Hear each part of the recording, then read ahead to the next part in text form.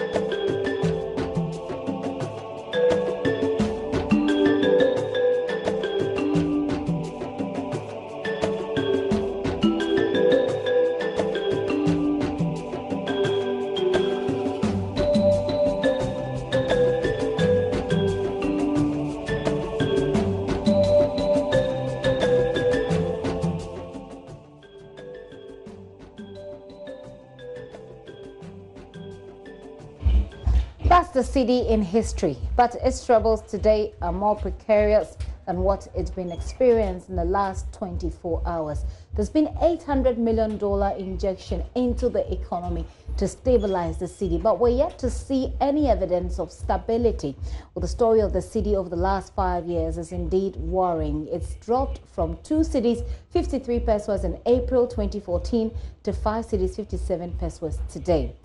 I'll be discussing this with Cedi, who is former finance minister, as well as an economist from Data Bank, who will join us for the conversation.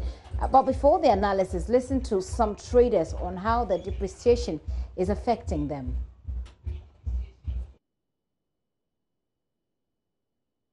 The depreciation of the cedi is concerning a lot of people. Whereas last year at this date, $1 was 4 cedi and 44 pesos. Today at this date, $1 is 5 cedi and 57 pesos. Now I'm here at Tiptoe Lane to find out from the people around how the depreciation of the cedi is also affecting their business, as they are importing their goods mostly from abroad.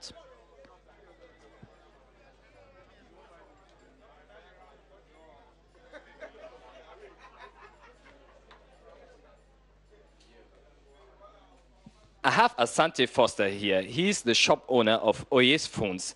Asante, you are selling phones and other electronic accessories. You import them from Dubai. How is the depreciation of the cedi affecting your business? The depreciation of the cedi is really affecting our business. Depreciation of the cedi means the goods that we bring, the prices goes up. And when the price goes, the customers comes and realize that the prices are high, they are not able to afford. And also, I buy an iPhone X, 4,500 this month. When I go back to Dubai, the price there is the same 4,500. But because the cedi has, the dollar has appreciated against the cedi, I will need extra money before I will be able to buy the phone, the same phone. So we always have to get extra money before we be able to buy the same quantity of goods that we bring. That means what we get as profit, we always have to add it to our capital.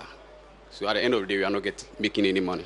We have always witnessed the cedi going down, but the rate at it is going down now is what is causing the problem. It's going down very fast now. So it's a phenomenon of recent time that you're not making profit anymore. Yes, let's say it's very alarming from the beginning of this year. Now let's talk to some people who are also trading with the US dollar, but not in officially certified forex bureaus, but rather on the street around Circle. I have Al-Haji here with me. He doesn't want to be recognized. Al-Haji, if I have dollars and I want to buy Cedi, so I'm selling the dollar, how much would you give me for, how much Cedi would you give me for $100? I will give you 5.55. Okay. And if I want to buy the dollar instead, if I have Cedis and I want to buy the dollar, how much would you give me? I'll give you 5.6. Okay. Is there any room for negotiating if I have maybe a lot of money and I want a better rate? Okay, assume if you have $1,000, that's the best rate for now, 5.55. But earlier on, if I told you, maybe I may give you less than 5.55 or 5.4, we negotiate to 5.55. Well, during his State of the Nation's address to Parliament last month, it was President Akufo-Addo's silence on the Cedi's decline, which was the loudest. He was criticized by some Ghanaians, and then he finally responded during the commissioning of a factory in Tema last week. Listen. I'm aware of the anxiety there is in business circles and through the population about the recent depreciation of the Cedi. I am extremely upset and anxious about it too. But I want to assure you that all efforts are being made to arrest the decline and restore the Cedi to stability in order to improve the competitiveness of Ghanaian industry. And I think very soon you will be seeing the results of our policy.